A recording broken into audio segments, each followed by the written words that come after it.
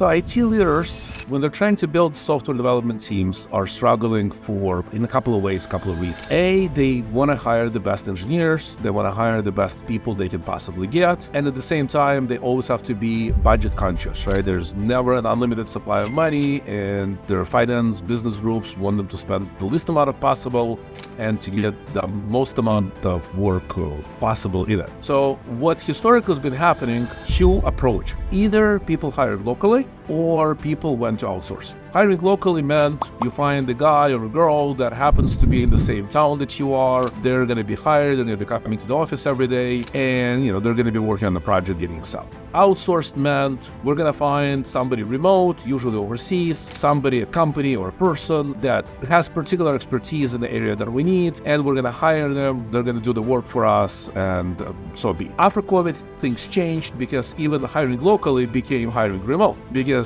so many people during the COVID years were working in the office, and even now so many companies are either full-time remote or partially remote. So people hire locally, but when they're hiring locally, they're still hiring within the same country, in our case in the United States, because that's how they know, that's what they know, that's what they're used to, that's what their HR department knows, that's what their legal department knows. For the majority part, two same areas apply. It's getting people locally, hire them full-time, or getting them through outsourcing out. There is a third option, and the third option is what's called outstaffing or team augmentation. And that's when you use a company or a service provider that helps you find somebody who is remote being other countries overseas, and they work as part of your team. So work-wise, it's exactly the same as if you hired somebody locally, but they're located elsewhere. They cost usually a lot less. It opens you much greater access to talent, and it does not open you to any problems of HR, compliance, legal, any kind of compliance that exists, because you have a company that takes care of it. And that's what Mirigis does. That's what our company,